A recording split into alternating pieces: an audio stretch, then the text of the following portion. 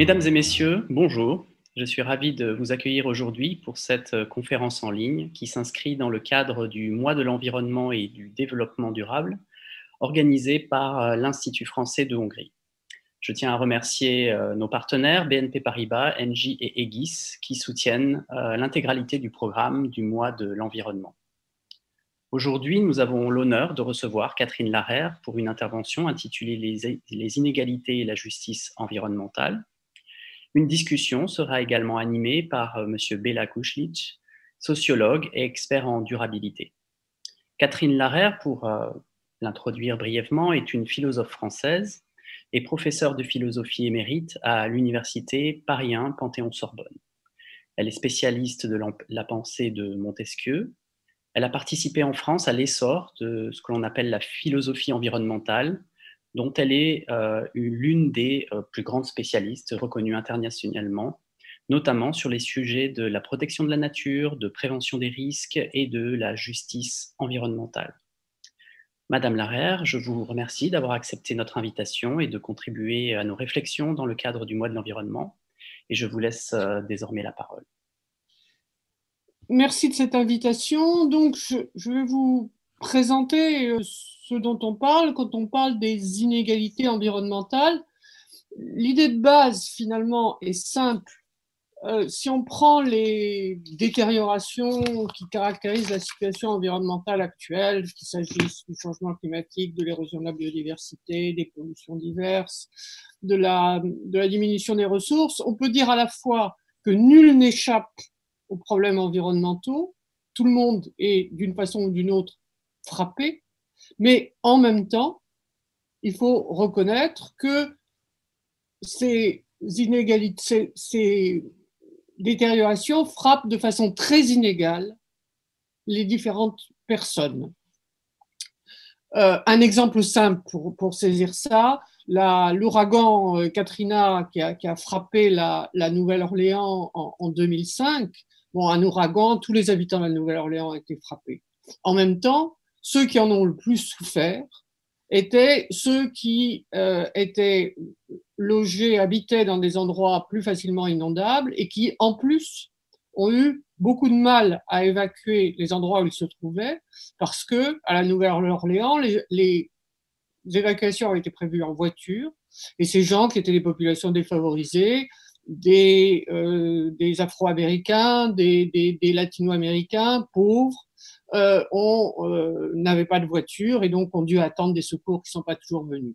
Donc l'idée simple, c'est les détériorations, la situation environnementale frappe tout le monde, mais certains sont disproportionnellement plus frappés que d'autres. Et qui sont ceux qui sont disproportionnellement plus frappés que d'autres? Ce sont, j'ai pris l'exemple de Katrina, de la Nouvelle-Orléans pour cela, ce sont ceux qui sont à la fois les plus pauvres, les plus vulnérables, c'est-à-dire qui ont le moins de moyens de s'opposer à ce qui arrive, et les moins résilients, ceux qui ont les plus grandes difficultés à retrouver une situation à peu près normale. Et donc, c'est doublement inégal, si vous voulez, par la disproportion, le fait que certains sont beaucoup plus frappés que d'autres, et aussi par le fait que la responsabilité des uns des autres est extrêmement différente. Pour résumer d'une phrase, on peut dire que ceux qui souffrent le plus de la situation environnementale, c'est ceux qui y ont le moins contribué.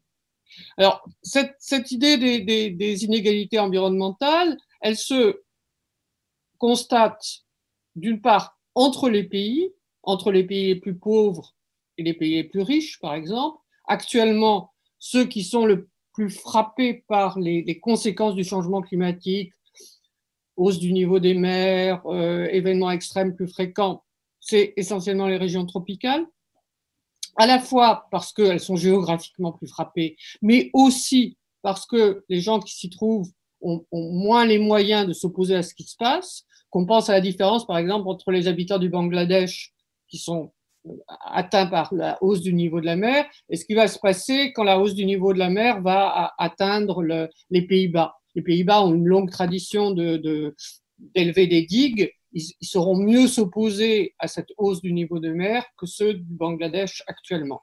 Donc, différence entre pays pauvres et pays riches, différence aussi à l'intérieur de chaque pays. On peut prendre à nouveau l'exemple de Katrina. Ce sont à l'intérieur d'un pays les plus pauvres, les moins résilients, les plus vulnérables, qui sont les plus frappés. Donc voilà, présenter de façon générale la question des inégalités environnementales. On peut dire aussi que ça vaut aussi bien pour des événements quasi naturels comme un cyclone. Bon, je dis que c'est quasi naturel parce qu'on sait que c'est aggravé par un changement climatique qui est d'origine humaine, mais c'est quand même des phénomènes essentiellement naturels, ou par, disons, des pollutions industrielles, par exemple. Là aussi, c'est les plus pauvres et les plus vulnérables qui sont le plus atteints par les différentes pollutions. Donc, inégalité environnementale, différents types d'origine de ces phénomènes qui frappent les gens, et ça oppose aussi bien les pays pauvres et les pays riches qu'à l'intérieur de chaque pays, les plus pauvres ou les plus riches ou les plus défavorisés. Alors, à partir de là, on a fait un classement, on a essayé de répertorier les principales inégalités environnementales. Il y a un travail qui a été fait alors en France, par exemple, il y a un économiste qui s'appelle Éloi Laurent qui a beaucoup travaillé là-dessus. Et on peut distinguer deux grands types d'inégalités. Ce qu'on appelle les inégalités d'exposition, c'est-à-dire d'exposition, mais comme je viens de dire, hein, aux événements majeurs, aux grandes catastrophes naturelles, et puis aux différents types de pollution, par l'air, par l'eau, au sol. Bon, donc un classement des inégalités de ce point de vue-là. L'autre type d'inégalité, ce sont les inégalités d'accès.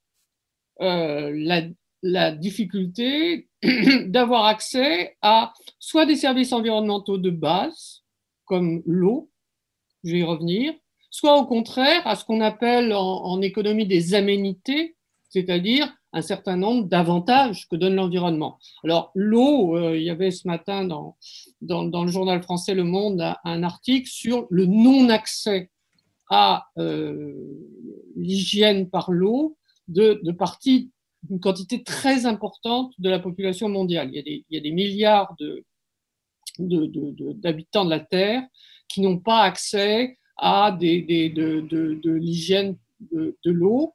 Donc là, il y a une grande inégalité d'accès. Ça, c'est d'un côté. De l'autre côté, jouir d'un environnement agréable, être près d'une forêt, être près d'une rivière, être près de la mer, c'est quelque chose qui était relativement distribué sans qu'on s'en inquiète trop. Maintenant, les gens cherchent à profiter du bon air, de la belle vue, et donc, par là même, évincent d'autres de cet accès qui habitent autour des parcs dans les grandes villes, hein, c'est pas les plus pauvres. Donc, les inégalités environnementales, elles se creusent à la fois par le bas, parce que on souffre de la pollution, ou on n'a pas accès à les services de base, et elles se creusent par le haut, parce que ce qui était un peu donné, ce que donnait la situation dans l'environnement naturel, est maintenant un bien recherché, donc un bien rare, donc un bien auquel uniquement un certain nombre ont accès. Donc, premier point hein, sur ces inégalités, on peut dire que ça pose des problèmes de justice. Pourquoi? Pour deux raisons que j'ai dites et que je reprends. La première, c'est que ces inégalités sont des inégalités ni consenties ni choisies. Ça frappe. Hein, on est ceux qui souffrent ceux qui souffrent des cyclones, ceux qui souffrent de la pollution, ne l'ont pas choisi. Une inégalité à laquelle on n'a pas consenti ou qui n'est pas votre de propre fait est une injustice. Et la deuxième raison qui fait qu'on parle parfois d'inégalité au carré, une double inégalité, c'est ce que je disais, que ceux qui souffrent le plus de la dégradation de nos rapports avec l'environnement sont ceux qui ont le moins contribué.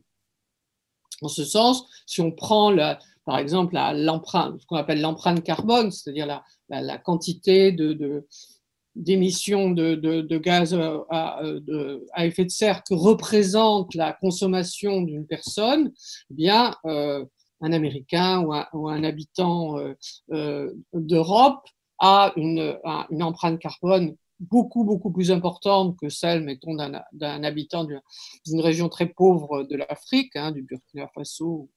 Et pourtant, ce sont ceux qui se trouvent, qui sont qui sont les plus pauvres, qui en souffrent le plus. Alors, si je résume l'inégalité, il y a un philosophe américain de l'environnement qui s'appelle Dale Jamieson et qui résume cette injustice en disant les pauvres ou les plus défavorisés souffrent de façon disproportionnée d'une pollution environnementale produite par la société dans son ensemble, et je rajouterais par les plus riches et les plus puissants de ces sociétés. Donc, ça, c'est un premier point. Deuxième point, bon, quand on parle d'égalité environnementale, est-ce qu'on parle d'un nouveau type d'inégalité? Est-ce que c'est une nouvelle catégorie sociale qui serait les gens qui souffrent de la situation environnementale? Non. On peut dire de ce point de vue-là qu'il faudrait peut-être mieux parler d'inégalité socio-environnementale. J'ai dit c'est les plus riches et les plus pauvres et les moins résilients. Donc on retrouve là la base des inégalités sociales. Simplement, les inégalités sociales entre les pauvres et les riches, simplement ces inégalités sociales, généralement, on les mesure en termes de revenus et de patrimoine. Il y a, quand on veut étudier les inégalités, disons, socio-économiques, c'est par rapport aux revenus qu'ont les gens et au patrimoine qu'ils ont ou qu'ils n'ont pas. Or, cette mesure économique des inégalités ne rend pas compte des inégalités environnementales qui, si on peut se dire, se rajoutent aux caractéristiques économiques. Donc, plutôt que de parler d'une nouvelle catégorie d'inégalités qui serait des inégalités environnementales qui se rajouteraient aux inégalités économiques, comme si on veut les inégalités de genre entre hommes et femmes, ou même des inégalités ethniques entre différents types de populations peuvent se rajouter aux inégalités sociales. Là, on a une détermination environnementale des inégalités économiques. Et ce que montrent aussi les études des économistes, je cite Éloi Laurent en France, mais bien entendu, il y en a d'autres, c'est que ça a de plus en plus d'importance. Dans la vie des gens, ce qui est lié non seulement aux revenus, mais ce qui est lié, disons, aux conditions de vie de façon plus générale, l'endroit où on vit, la façon dont on est exposé à un certain nombre d'inconvénients, prend de plus en plus d'importance. Et ça, on le voit sur quelque chose qui est la question de la santé.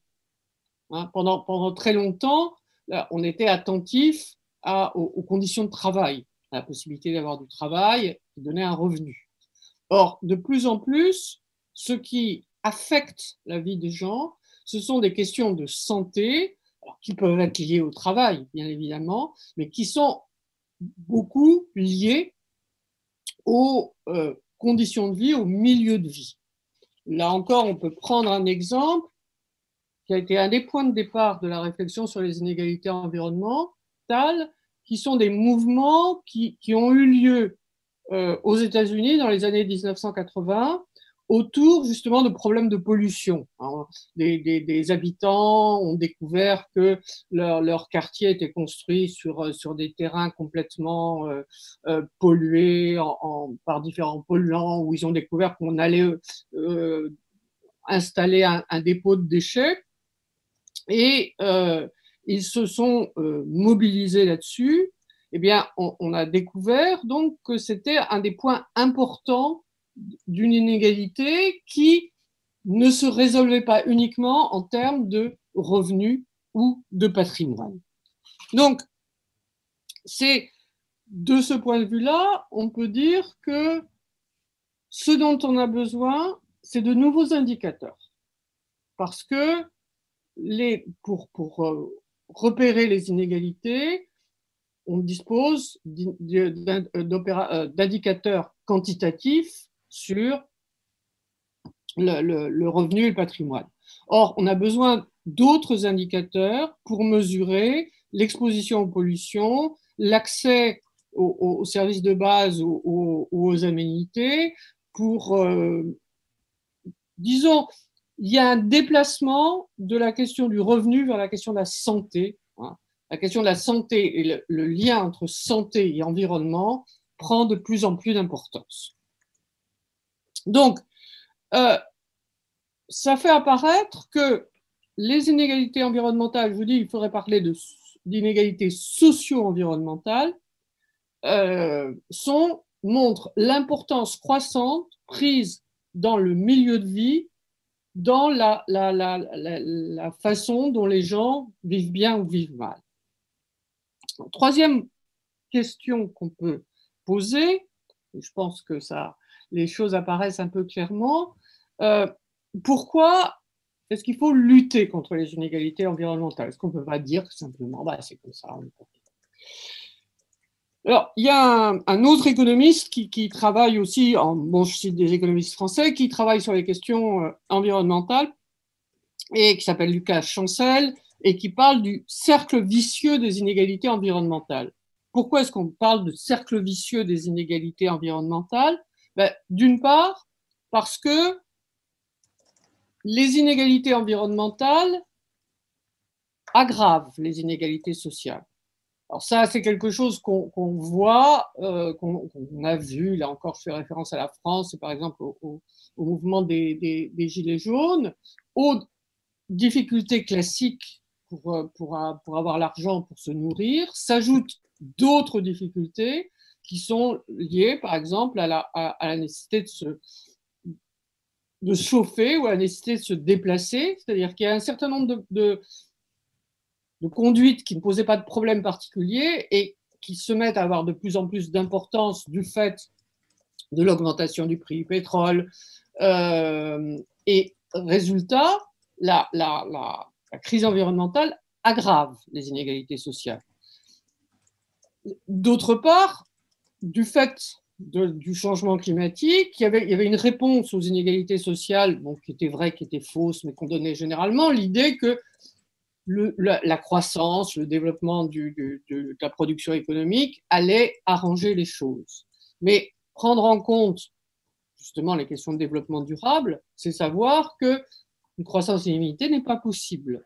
Et que donc, de ce point de vue-là, une des solutions, ce qui était présenté comme une des solutions des inégalités sociales, n'est plus possible et que donc la situation environnementale accroît les inégalités sociales. Donc, la crise environnementale accroît les inégalités sociales en rajoutant une dimension environnementale aux inégalités sociales. Et aspect symétrique, plus un pays une société est inégalitaire en matière environnementale, plus les inégalités sociales sont fortes, plus on va avoir de difficultés à faire face aux problèmes environnementaux. Et si on prend par exemple ce qui est un des plus gros problèmes environnementaux, qui est le changement climatique. D'une part, c'est difficile de mobiliser les gens qui sont déjà pris dans leurs problèmes sociaux, de le mobiliser sur un front environnemental. On a vu, là encore, je fais allusion à la situation française et au type de problème qu'ont posé les Gilets jaunes. On a vu comment faire un impôt, une taxe sur le carbone pour des gens qui sont obligés de payer de l'essence pour se déplacer, ça leur paraît injuste. C'est pas qu'ils forcément ils s'y opposent, mais ça leur paraît injuste. D'autre part, c'est difficile de mobiliser, toujours si on reprend cet exemple-là, c'est difficile de mobiliser les gens sur des restrictions à cause de la situation environnementale, quand ils pensent que ces restrictions, en fait, ne sont pas partagées. C'est ce qu'on a vu, par exemple, il y aurait une taxe sur le carbone pour les voitures, mais quand on prend l'avion, on ne paie pas particulièrement de taxes. Voilà. Donc, il y a la difficulté à mobiliser des gens quand il n'y a pas une distribution égale des restrictions, quand les plus pauvres pensent que c'est aussi un aspect des inégalités environnementales, que même volontairement, c'est les plus pauvres qui pâtissent le plus de la situation environnementale. Je dirais même, on peut rajouter, il y aurait beaucoup à montrer là-dessus, que certains profitent de la dégradation environnementale. La situation environnementale n'est pas défavorable pour tout le monde. Donc, cercle vicieux des inégalités environnementales, en ce sens qu'elles aggravent les inégalités sociales, même à supposer qu'il n'y ait pas d'aggravation de la pauvreté, la situation environnementale créerait de nouvelles inégalités sociales. Et deuxièmement, le fait que les inégalités sociales soient renforcées rend plus difficile une politique consensuelle d'opposition, de lutte contre les changements environnementaux. Quelles conclusions on peut en tirer?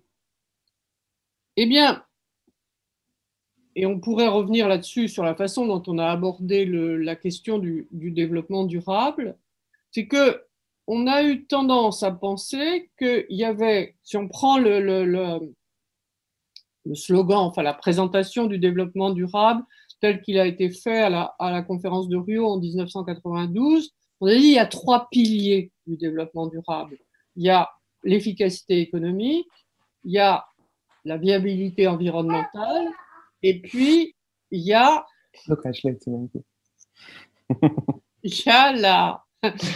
la justice sociale. Mais on a eu tendance à penser que c'était un peu des objectifs indépendants et que même on pouvait avoir à choisir entre le social et l'environnemental.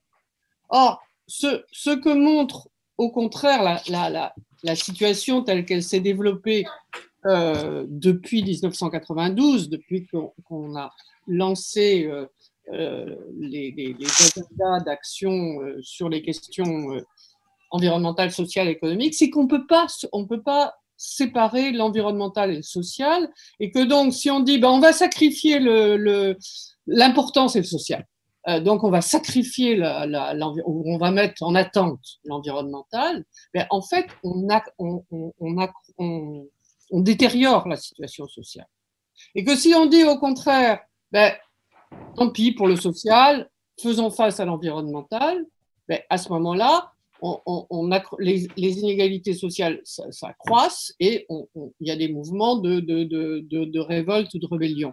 Donc, ce qu'apprennent pour moi, ce qui est important sur les questions de justice en matière d'inégalité environnementale, c'est que ça nous apprend il n'y aura pas une solution environnementale ou une solution sociale. Il faut absolument lier les deux et il faut faire face à la fois aux questions sociales et aux questions environnementales. Sinon, on n'aura ni l'un ni l'autre. Alors, pour terminer, je voudrais juste dire une chose sur la question de la justice.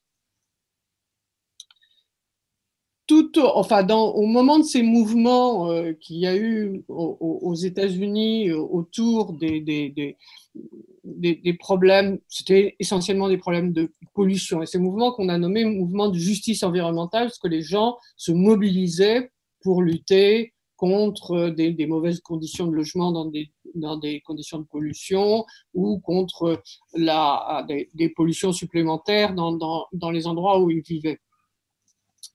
Il y a une philosophe américaine qui s'appelait, elle est morte, mais qui s'appelait Iris Marion Young, qui a étudié un de ces mouvements de mobilisation, qui d'ailleurs mobilise beaucoup des femmes parce que c'est vraiment le milieu de vie qu'on défend. C'est pas simplement le travail, c'est les enfants, c'est l'éducation, c'est la santé, c'est la vie de tout le monde. Et les femmes se mobilisent là-dessus. Mais elle a dit, mais est-ce que le problème c'est uniquement un problème de distribution des pollutions? On considère généralement que la question de la justice est une question de distribution, de répartition. Alors on peut se dire, les inégalités environnementales, ça pose le problème de la répartition des pollutions, de la charge de la situation environnementale. Et il y a un peu cet aspect-là. Mais ce qu'a fait bien ressortir Iris Marion Young et qu'on a vu après dans d'autres mouvements, c'est que bon, le problème, c'est pas de savoir quelle est la distribution la plus juste de la pollution ou quelle est la distribution la plus juste des effets du changement climatique. La meilleure distribution, c'est où il y a le moins de pollution et le moins d'effets. Le problème, et c'est là aussi que c'est un problème de justice important, c'est un problème de justice participative. C'est qui a accès aux décisions quand on décide d'installer un incinérateur de déchets ou un dépôt de déchets. Eh bien, qui a accès aux décisions en général? Là aussi, ce sont les plus riches et les plus puissants parce qu'ils savent plus tôt, ils sont avertis plus tôt, ils ont la possibilité d'intervenir, ils ont plus d'appui, ils sont dans les instances de décision et que le résultat, c'est que plus on est pauvre, défavorisé, moins on a la possibilité de s'opposer à des décisions qui ont des conséquences néfastes quant à la situation environnementale. Donc on peut dire que ces questions de justice environnementale posées par l'inégalité environnementale, c'est comme les questions de justice en général, une question de répartition. C'est pour ça qu'on peut dire, on dit, il y a injustice et inégalité là où certains souffrent de façon disproportionnée d'inconvénients qu'ils ont peu contribué à créer. Mais il y a aussi beaucoup une question de justice participative, c'est-à-dire une question de démocratie. Et donc, je pense, de ce point de vue-là, que la question des inégalités environnementales est une question extrêmement importante parce qu'elle attire notre attention sur ce qui caractérise les problèmes écologiques. Ce n'est pas des problèmes seulement techniques, ce n'est pas des problèmes seulement environnementaux, c'est des problèmes indissociablement sociaux et environnementaux. Voilà les points principaux que je voulais présenter. Donc la première question que je voudrais vous poser est par rapport à l'adaptation et par rapport à la justice. Et j'aurais une question plutôt pragmatique. Vous avez parlé des inégalités sociales et vous avez dit que les inégalités sociales ne sont pas arrivées avec les inégalités environnementales. Et donc je pense aussi que ça ne peut pas disparaître d'un jour à l'autre, mais les inégalités sociales vont persister. D'où ma question, comment il est quand même possible de faire quoi qu'il en soit contre les inégalités environnementales? Qu'est-ce que les mouvements auxquels vous avez fait référence peuvent faire? Il faut quand même trouver des solutions et il y a des mouvements qui mettent l'accent effectivement sur la justice participative, mais d'un point de vue pratique, c'est quand même une lutte très difficile. Est-ce que vous pensez qu'il y a n'importe où dans le monde un mouvement qui a du succès ou quelle peut être la clé du succès pour un mouvement environnemental? Comment un mouvement environnemental peut lutter efficacement contre les injustices environnementales? Alors, effectivement, vous avez tout à fait raison de poser des questions pratiques. Ce qu'on peut dire, c'est que partout à travers le monde, il y a quantité de mobilisation sur ces questions d'injustice, de justice environnementale, d'inégalité environnementale.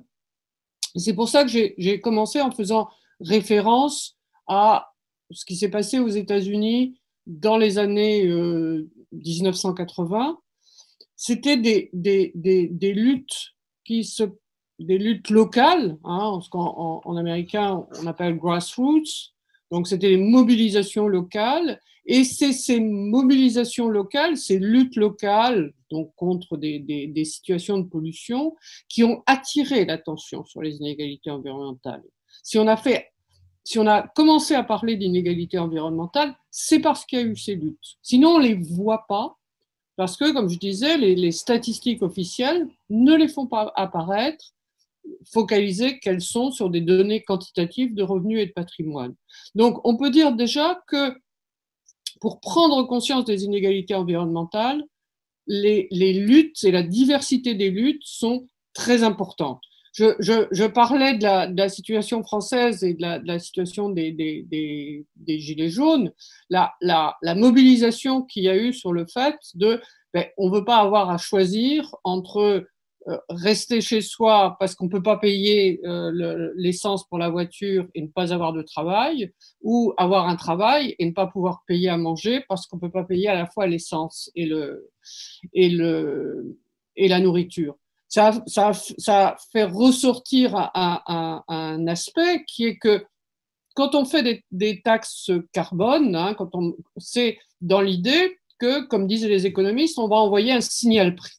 On va signifier aux gens, vous savez, l'essence maintenant ça coûte cher, donc achetez-en moins. Mais il faut pouvoir le faire.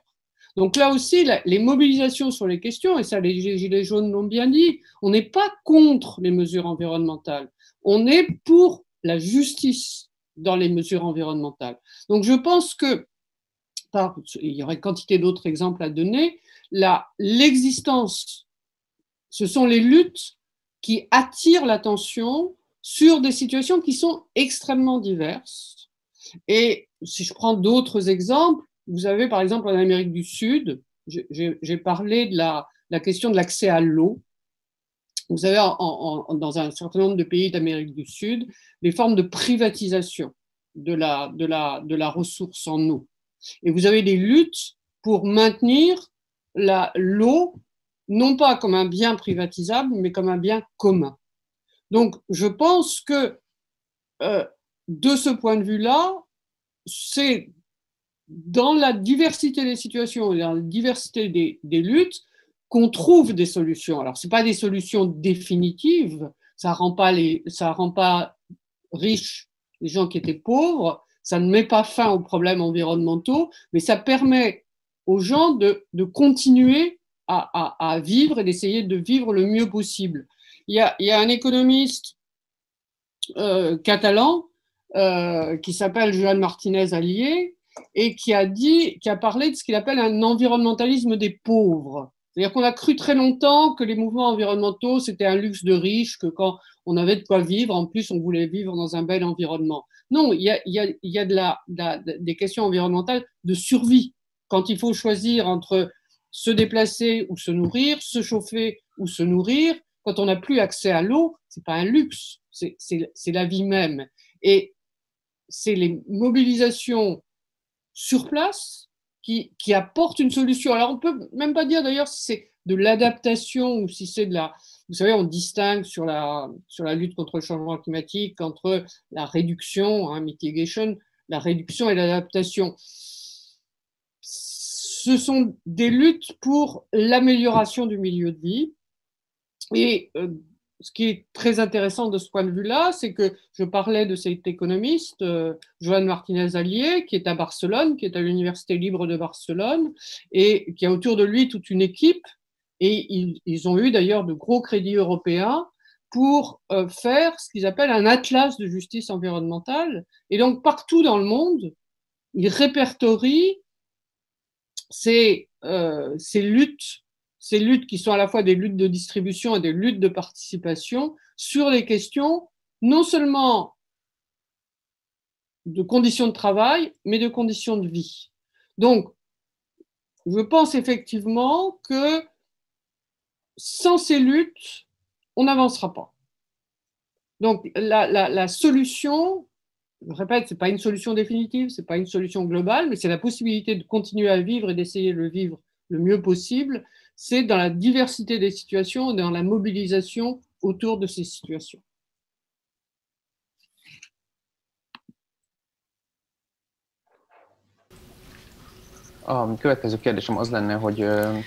La prochaine question serait la suivante. Peut-être qu'un aspect spécial des problèmes, c'est qu'il y a des services écologiques dont vous avez parlé, par exemple la forêt, l'eau, etc. Ce sont des ressources qui sont liées à l'endroit où elles sont. Elles ne peuvent pas être déplacées.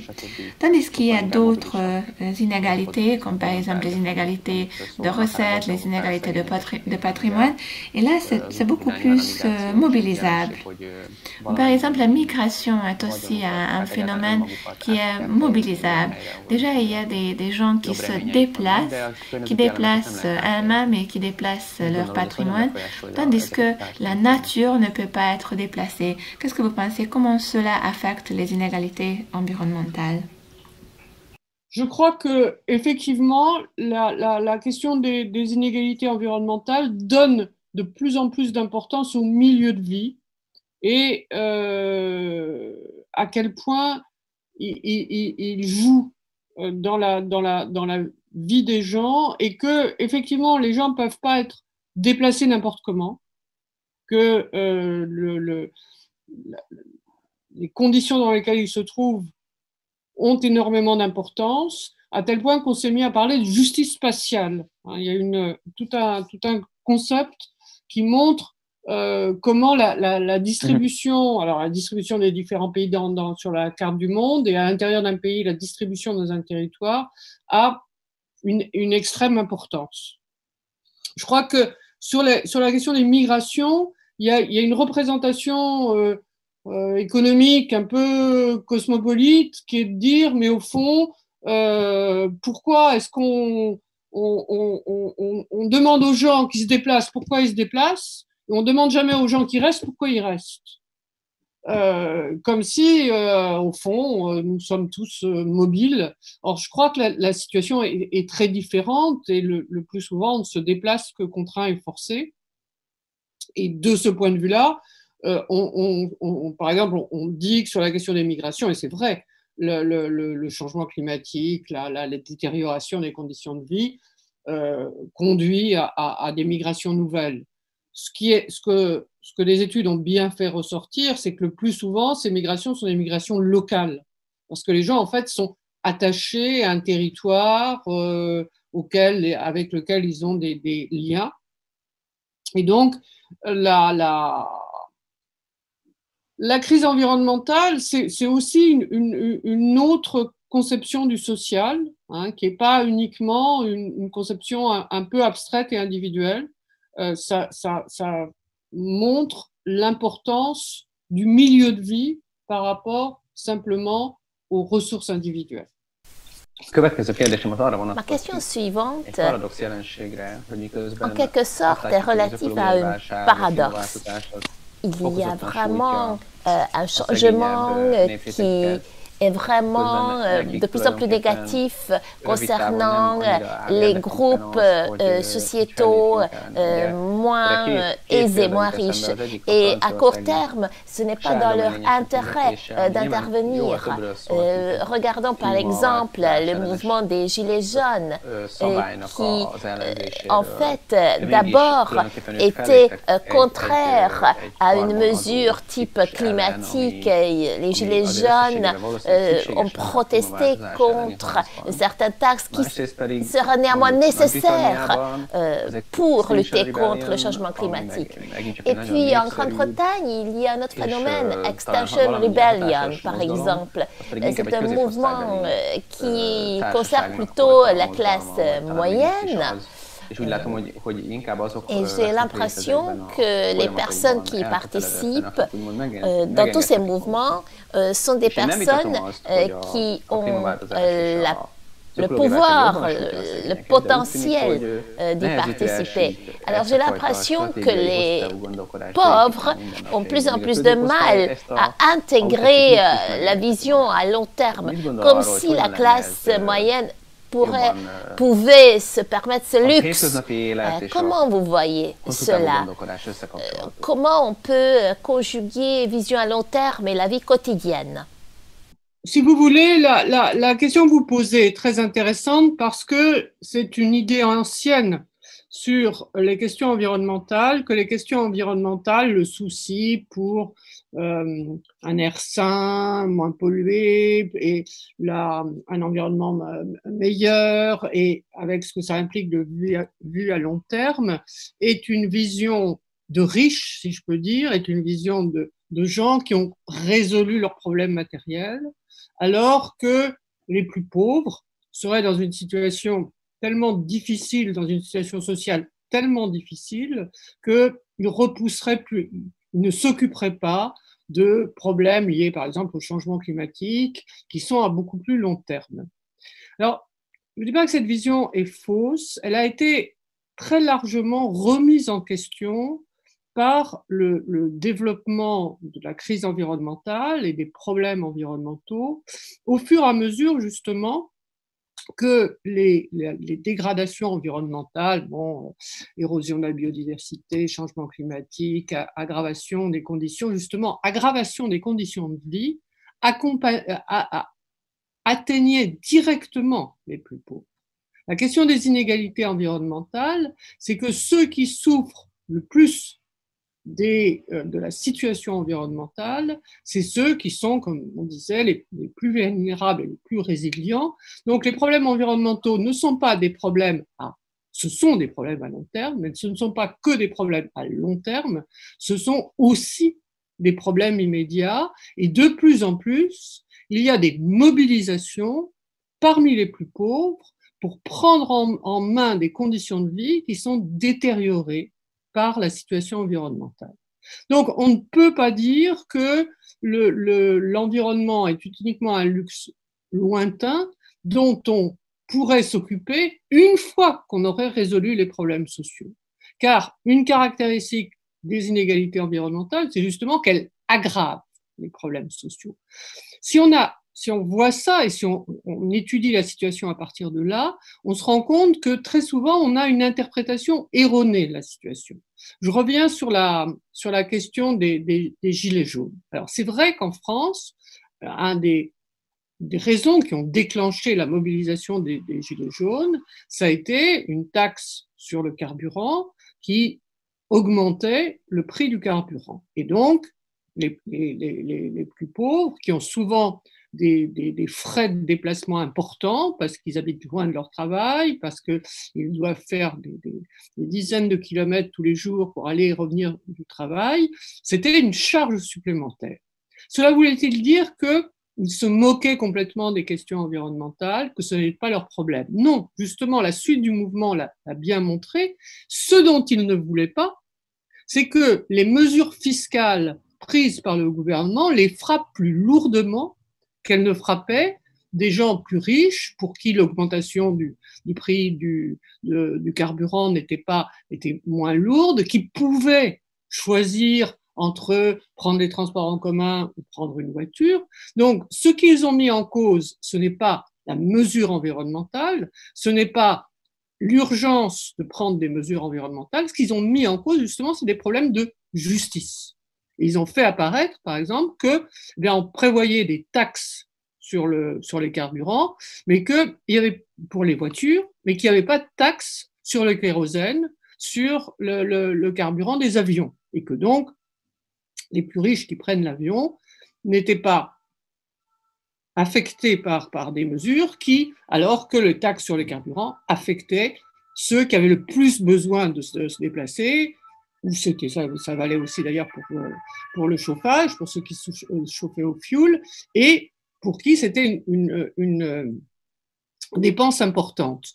Donc, je ne pense pas qu'on puisse dire que seules les classes moyennes, plus ouvertes, et puis qui peuvent se soucier du long terme, s'occupent des questions environnementales. Justement parce que ce que montrent les inégalités environnementales, qui sont la dimension environnementale des inégalités sociales, c'est qu'on ne peut pas les séparer. Et donc, la question est une question de justice qui est comment répartit-on la tâche qu'il y a à faire face aux problèmes environnementaux, et Et pourquoi est-ce que ce seraient les plus pauvres qui auraient une charge supplémentaire?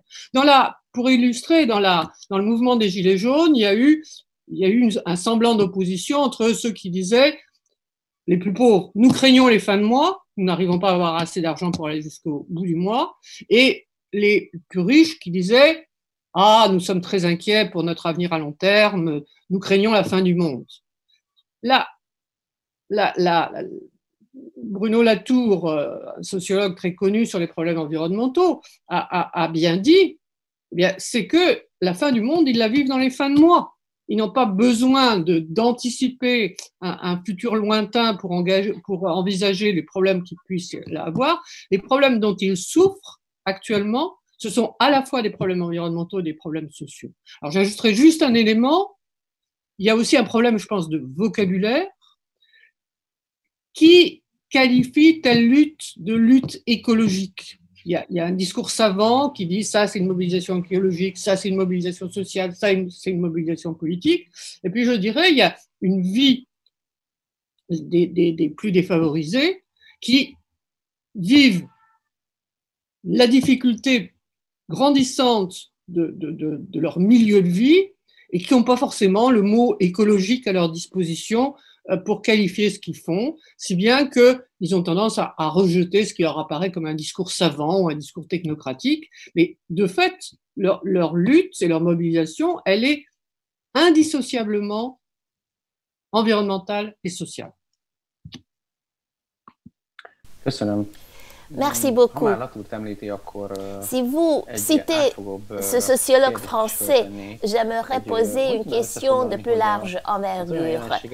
Certains phénomènes comme le changement climatique, eh bien, comment impactent ces questions les sciences sociales, philosophiques, en ce qui concerne la boîte à outils, en ce qui concerne les méthodes de réflexion?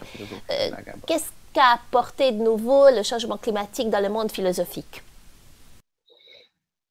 Alors, je crois que la réponse a été donnée. Et qu'est-ce qu'a apporté de nouveau le changement climatique dans le monde philosophique et dans le monde des sciences sociales? La réponse a été donnée par un philosophe français qui est mort il n'y a pas très longtemps et qui est un des maîtres, disons, de Bruno Latour, qui est Michel Serres.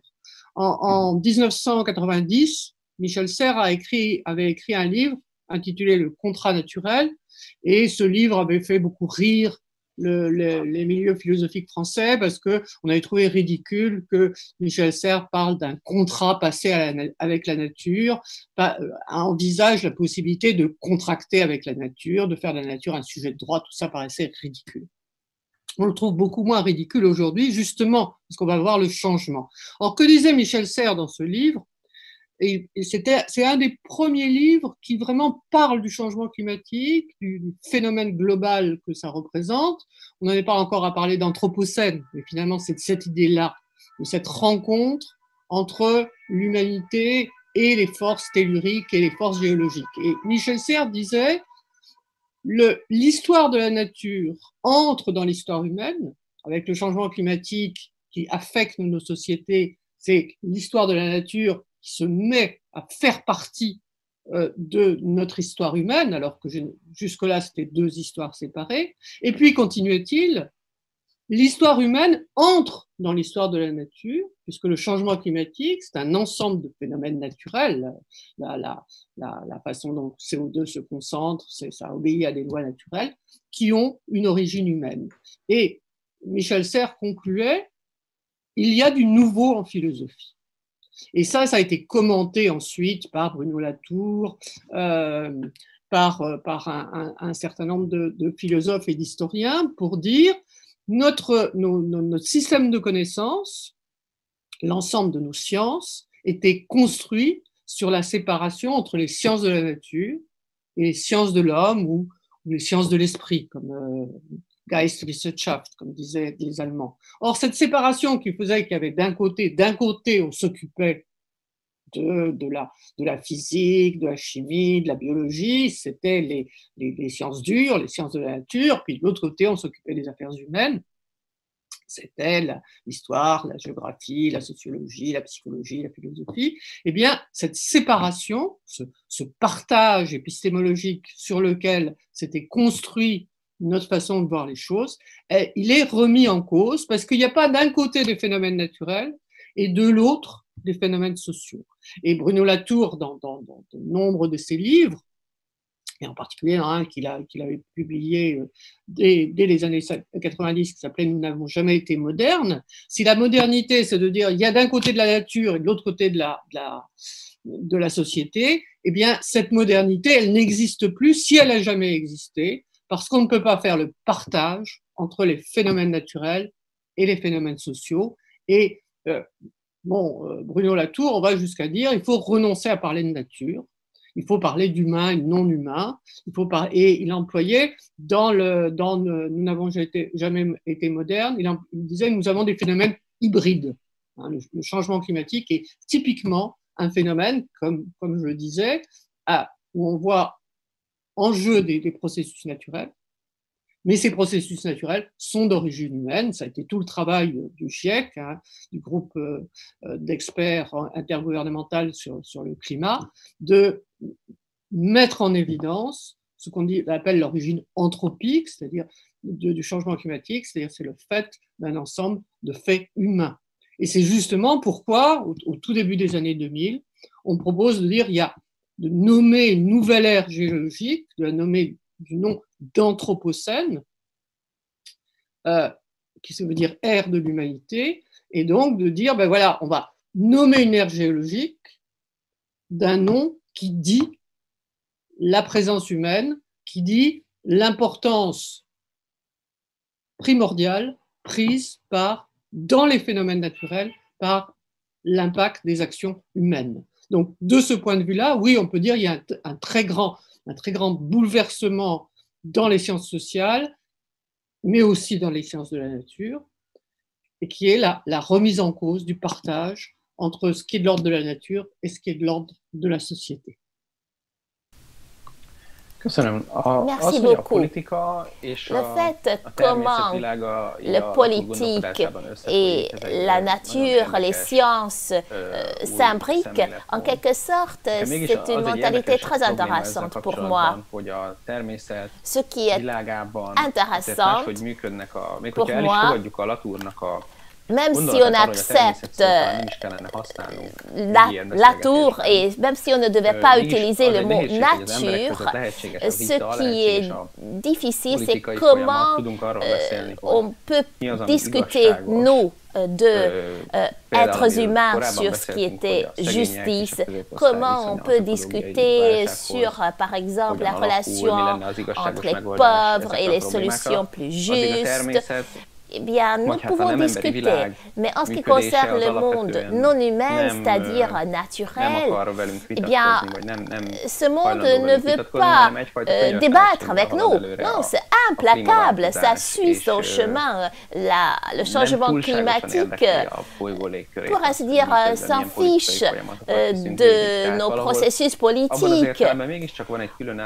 C'est-à-dire, on peut distinguer quand même plusieurs approches.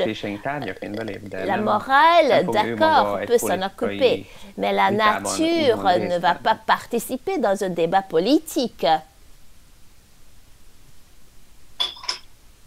Ça se discute. Ça se discute que la nature ne participe pas dans un débat politique, et c'est justement une des idées de Latour. Alors, où bien sûr vous avez parfaitement raison, c'est qu'on ne va pas aller dire à, je ne sais pas moi, la météorologie, est-ce que vous pourriez arrêter les mouvements de la mer ou les mouvements des nuages. Il y a un caractère nécessaire des processus naturels qu'il ne faut pas remettre en cause. Mais ce qu'a montré Latour et ce qu'il a proposé dans un livre qu'il a publié en 1999 qui s'appelle « Politique de la nature », c'est que en fait, la diversité des phénomènes naturels. Ça peut être le changement climatique, mais ça peut être, si on prend un problème qui se pose en Europe, sont les loups, par exemple, le retour des loups là où il n'y en avait plus, peuvent faire partie d'une discussion politique, en ce sens que on ne traite pas seulement des problèmes naturels, on traite aussi de problèmes sociaux et c'est impossible à distinguer. Je m'explique. Si on prend l'exemple des loups, hein, les éleveurs français en particulier, bon, les loups sont revenus d'eux-mêmes en France dans les massifs montagneux, dans les Alpes, un peu dans les Pyrénées, il y a des ours, et ils attaquent les brebis et les agriculteurs, les éleveurs sont très mécontents. Vous avez là une discussion qui est à la fois le résultat de phénomènes naturels, des migrations animales, et le résultat d'un système social où, par exemple, on garde moins les bêtes. Et donc, là, le loup est un partenaire politique. Alors, bien sûr, il n'arrive pas avec un discours tout préparé, mais il peut être représenté au même titre qu'une personne politique, la représentation est la règle de nos politiques. Et donc, il y a tout un tas, en particulier dans l'école de la Tour, il y a tout un tas d'études qui montrent que, par exemple, dans un village où il y a des problèmes de source, est-ce qu'on va privatiser la source? Est-ce qu'on va travailler en amont sur ce qu'il y a? Où la discussion autour de la source est une discussion politique, où ce n'est pas simplement un problème technique qui relève uniquement d'interventions techniques.